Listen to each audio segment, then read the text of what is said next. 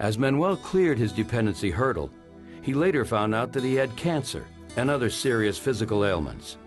And just before Manuel was about to give up hope, advocates for the disabled came to his rescue, steering him to seek the right help. Social worker Gwyneth Cowger checks in on Manuel regularly, bringing him care packages and getting updates on his doctor's appointments and medical needs. And my spleen was taken out. Your spleen was taken out as well? I didn't know that until they told me yesterday. I didn't know that either. So my doctor told me, take it easy. Go with the doctor's opinion, and things will work out. My health is getting better now. I have a place in Tempe that people that really care for me and don't have to worry about the outside of the world. Because I got away from all my drinking friends and got new people now in my life. And that's what helped me, that I really appreciate that. If it wasn't for them, I would have been dead on the street already. Today, Manuel is learning social skills, positive work ethic duties, and personal care at Good Shepherd Homes. Got my confidence back, and I'm very happy about that.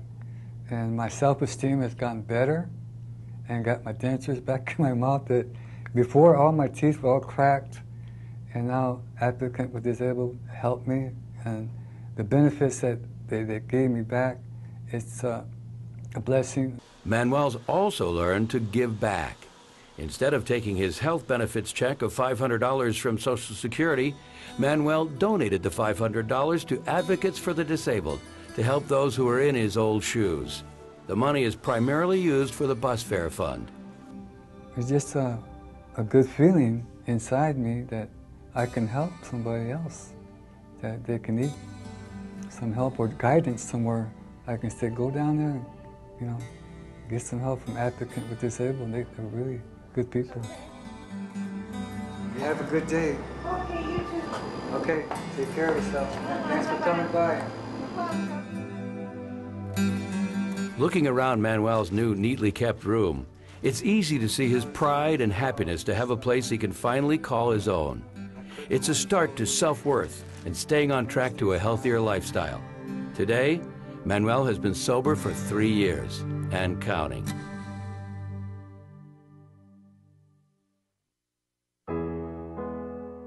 Unfortunately, these stories are not unique. Although the causes for homelessness are complex, contributing factors generally include poverty, domestic violence, substance abuse, or physical and mental health issues. Combine those personal factors with poor economic and housing market conditions and diminishing social and health services, and you have the recipe for homelessness. Studies show that supportive housing programs, like the one Manuel lives in, are a successful tool in stopping the revolving door of overusing traditional methods. And finally, an astounding number of veterans that served our country are among the homeless. The U.S. Department of Veterans Affairs reports that nearly 200,000, that's nearly 200,000 veterans, are homeless on any given night in the U.S. Tragically, 45% of those are suffering from mental disabilities and/or substance abuse. Hopefully you now understand the challenges these people face every day. And now, to get a better idea of the importance of the services Advocates for the Disabled provides, we'll take a behind-the-scenes tour and see these professionals making a difference and hear the benefits from those in need. Ruth Wooten and founder Barbara Norton met at the County Welfare Department in 1959. Together they fought for changes in the legislature to help those in need. Barbara later worked for the Salvation Army and soon found that many of the low-income people who were eligible for support didn't know about it. So she started People United for Self-Help, the precursor to Advocates for the Disabled. Qualifying for financial assistance is extremely difficult for those on the fence. Double amputees, for example, may have an easier time with Social Security. But there are those people some call the walking wounded who don't have the resources to fight or investigate their cases. So advocates can help them get the proper diagnosis. In 1996, the rules to qualify changed. Drug addicts and alcoholics cannot qualify for disability compensation. Tough screening questions assure that only the mentally disabled or people with physical impairments that prevent them from working qualify. But I've never met anybody who woke up one morning and said, oh, by golly, I think I'll be disabled, and I'll run down to Social Security and I'll apply for disability and they'll get me my benefits. It is not that simple, and it's a very strict standard. Sherry Whitener is the director of Advocates for the Disabled. Her dedicated staff of case managers, social workers, and support staff may be few in numbers, but efficient enough to help over 3,000 individuals annually. It sounds impressive, but to the person who is homeless and waiting for disability benefits, it can be a frustrating waiting process. Governmental cutbacks mean Sherry can't hire more staff to keep up with the need. At any given time, we have 500 to 1,000 individual inquiries on a waiting list for our disability claims program. It can take, on average, 6 months to many years to successfully go through the Social Security disability claims process.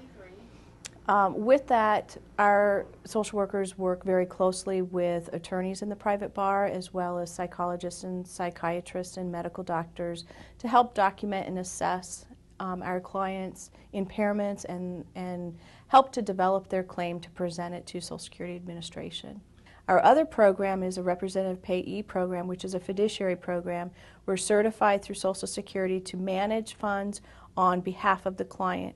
We manage their funds on their behalf so that their rent is paid directly to the landlord, their utility bills are paid directly to the utility companies, and that their funds will cover their daily basic needs first.